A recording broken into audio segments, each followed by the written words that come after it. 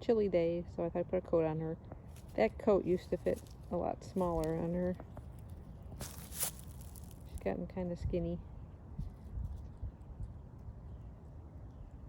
Oh, buddy. You still look really cute.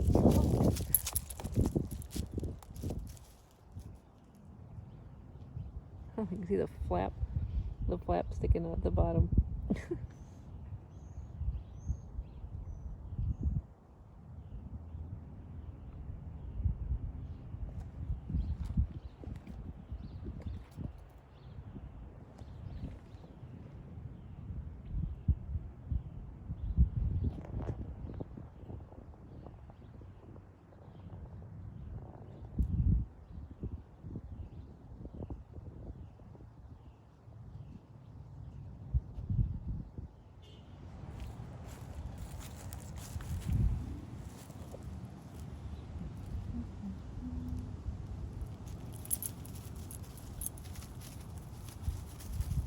Hey BookTube, welcome to my car. I bring to you a Friday Reads video, a day late and $1 short. It is Saturday. I just went to get my hair cut and it's so beautifully sunny out here. Friday was just too rainy and gloomy to film anything. So I thought I would just bring some books with me in the car and go ahead and film my Friday Reads for you today. I don't have some of the books with me, and those would be the graphic novel series, The House of Mysteries. You could see that in my previous video. I held them up and everything. I had borrowed those from work, but I've since returned them.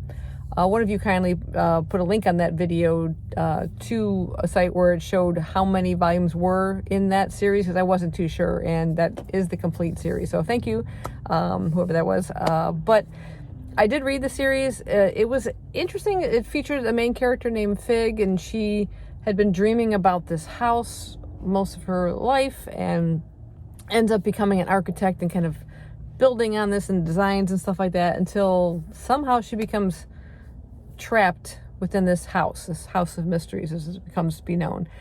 She shows up in there, and there's a bar in there, and there's a bartender named Harry who she ends up falling for, and lots of characters, a poet, and there's a pirate, and there's ghouls, there's creatures there. They're not all human, but they all seem to be trapped within this house of mysteries. And at the bar, the first drink is on the house, but after that you have to tell stories or something to pay for your drinks. And the series is sort of made up of tiny little short stories within the overarching plot that involves Fig and how she came to be there and what her father's connection to is.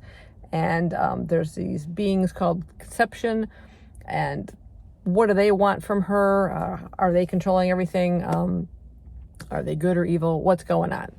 So as I'm reading this, I read some reviews about it as well, and some people seem to really like the short stories. I personally like the underlying story, or the one that linked all of them together. I got a little bored with a lot of the short stories. I started skimming through them.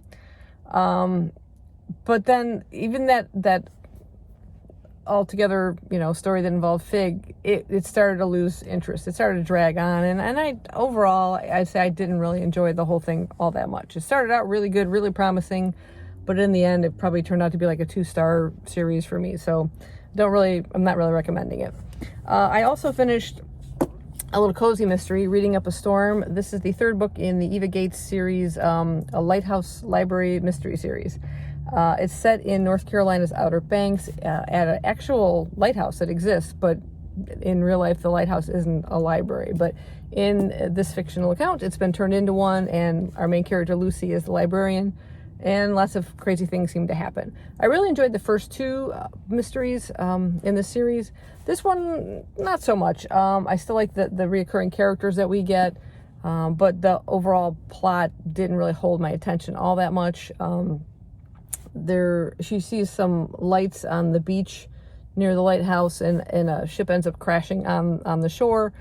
She feels like someone tried to draw them there. Some of the police seem to discount the lights that she saw or whatever, but later on, one of the people that was piloting the boat ends up dead on the beach a few days later. So she starts to delve into this mystery, trying to solve it herself. And like I said, I like the characters. There's a cat, and I prefer a dog mystery, but anyway, I like the setting and everything, but this one wasn't quite as good as some of the other ones. But I still will look forward to trying to track down some more in this series, because I did enjoy them. I also continued with my Carlos Ruiz Zafon reading. This is my 4th book of his this year. I have 3 more left of his to finish. That's a trilogy for young adults. And this one also is in his young adult genre. This is called Marina. This is the last one that he wrote in that genre. And he mentions in the preface that after he kind of finished this one, a book that he kind of holds dear to his heart, it seemed to like be like a passing for him. Like it was time to like set aside that genre and move into like adult literature. But this one features a young boy named Oscar Day. I think it's how it's pronounced. Let me get his last name. Or Oscar Dre. I think it was Dre. Anyway, he's 15 years old, and for 7 days and 7 nights, he kind of disappears from his boarding school. And this is the tale of what happened to him during that time, where he encounters a young girl, a stranger named Marina, in the surrounding town when he's just out exploring one day. And she kind of pulls him into this mystery of this woman that she sees on the last Sunday of every month visiting a cemetery. She's all shrouded in black, and she places a single rose on an unmarked grave. And she's always been curious as to who this woman is, who's buried in this, cemetery plot, and what draws her there, every month. So they follow her. And like I said, it pulls them into this really deep, dark, gothic kind of mystery. There's even a character named Maria Shelley. I think Mary Shelley. There are definite shades of Frankenstein, like an ode to Frankenstein within this. Although it's not mentioned anywhere that I've seen, I definitely had vibes of Frankenstein within this, and you'll know if you read the story. I really enjoyed it. It had some slow parts in it in the beginning, but it really starts to flow as you're getting towards the middle and end of the story, and everything's sort of wrapping up, and it's really dark. So yeah, I definitely enjoyed it. My next up, like I said, is to read the last 3 books in his young adult series. I'm not sure what the series is called exactly, but that is them right there. I've had the first book, The Prince of Mist, for quite some time, and I've finally gotten the last 2, so I'm looking forward to reading those. My plan is to kind of finish them before the end of the year. In terms of what I'm reading now, I just started Blue Exorcist by Katsuwakato. This is volume 24, and I'm just super enjoying this series. Really great characters. There are demons, exorcists, they battle the demons, and you have some really great characters. Rin and Yukio, they're twin brothers. They have part demon within them, and oh my god, this is just a fantastic manga if you're looking for something to kind of delve into. The artwork is really great. Like I said, really great cast of characters, and what I really like is the mangaka does a great job of keeping you up to date as to who the characters are, each volume, and like the story so far, before you kind of delve back into it. But I really enjoy these a lot. My audiobook right now, I'm listening to Mallory by Josh Mallerman. That is the sequel to Bird Box. You might have seen the movie with Sandra Bullock. The book is fantastic. Sort of an apocalyptic type story where strange creatures have suddenly appeared, but if you look at them, you go mad. And that first book was just fantastic, with her having to make this arduous journey blindfolded with children and stuff to try and find safety. This second one is seemingly, it is taking place, I think, some 10 years after the first book. And the children with her are grown. They've kind of grown up in this world. They're a little bit more capable of maneuvering within it in the way they have to be sightless. But now there seems to be a change in these creatures as to their abilities to make people go mad. And she's about to embark on another journey. I'm hoping it's not kind of a rehash so like the first one was. I'd like to see something a little bit more encounters, I guess, with the creatures. That doesn't bode well for her or the kids, but yeah, I hope it gets a little bit more action stuff going on. And also because it's October and it's just that time of year, I was really in the mood for something ghostly. So I decided to finally pick up some short stories. This is the Wordsworth Classic Edition of M.R. James's Collected Ghost Stories. These were all published kind of in 1931. I read something by him before. might have been a short story or something. It might in another collection. I can't remember, but I know I've encountered M.R. James before. But when I spotted this complete and unabridged set, nice little mass market, I picked it up quite some time ago and just been sitting there waiting for the right time. So now's the right time. And I just started the first story. Haven't even finished it yet, but just a little while ago while I was getting my hair done. So anyway, that's my plan today. Provided I can stay awake, because Skippy's been keeping me up at nights. She gets her day and nights confused, so she's very restless at night, and I am not getting much sleep. So anyway, I'm literally sitting in a parking lot right now, staring at a humongous Amazon warehouse. Have you ever seen one of these things before? I'm going to include a clip right now. It's still under construction. This is just one of I think it's 3 or 4 that I pass in different routes when I go to work. And the others are under construction too. So this is crazy. Amazon is taking over the area. But anyway, I hope you guys enjoyed this kind of car side daylight Friday Reads video. I have to get my timing better. I keep saying that. I forget Friday Reads. I'm just going to call them Saturday or whatever day reads or reading updates or whatever. Let me know down below what you guys are reading. I hope you guys are staying safe. It's getting crazy again out there. I don't know. People seem to think, oh, it's just, it's over. It's whatever. It's going to pass. No, it's getting worse. It's getting worse. Okay. Well, take care, guys. I'll see you next time. Bye-bye. I was just driving back from my haircut and came across another little park. So I thought I'd take a walk around. There's a nice path here, and I see all these signs. It looks to be a storybook kind of laid out on the path. That's kind of a neat idea. So you just follow the path along and read the story as you go.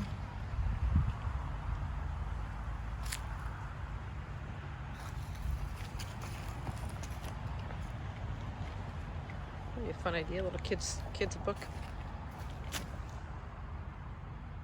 Looks to be about a bear.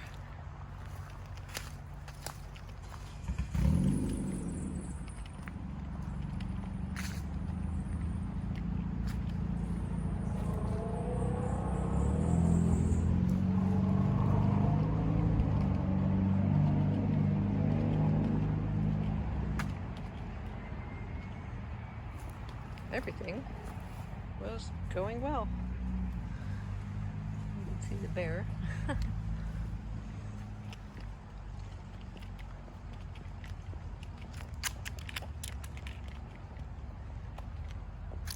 Until the first leaf fell.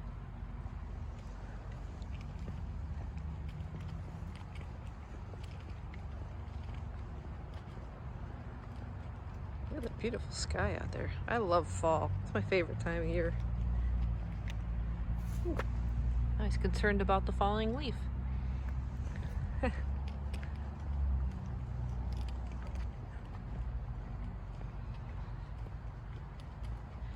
little bit of a chill in the air, but that sun just warms you up.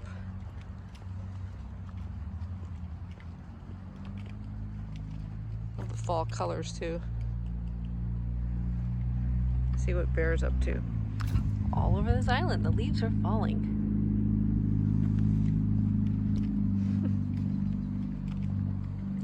This is a super clever idea.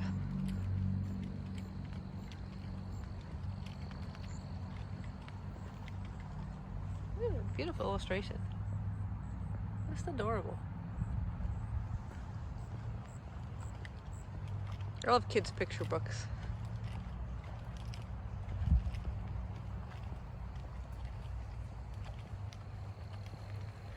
Oh, now he's trying to catch all the leaves.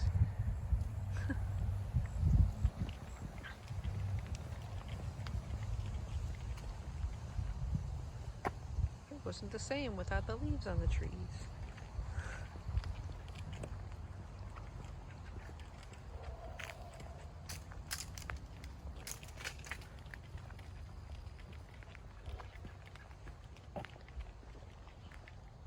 He sat beneath a tree. Watch them go all around.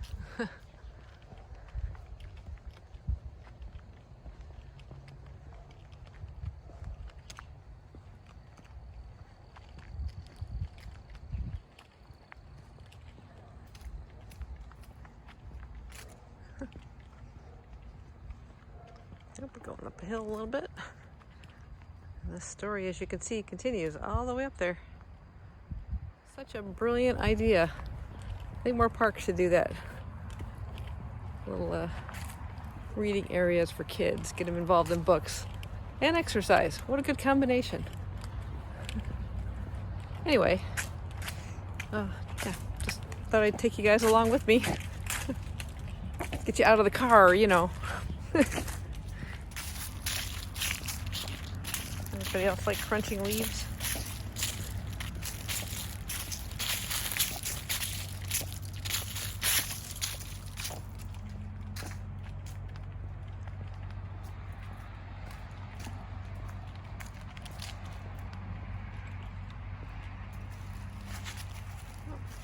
And we've reached the end of the story.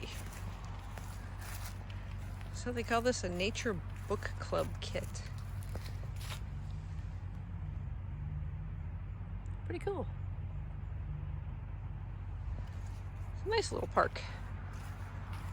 If it was a little closer to home, I could just bring Skippy easier, but it's a bit of a drive still. Looks like we have a little free library here. These are just great. Great ideas. Take a book, leave a book.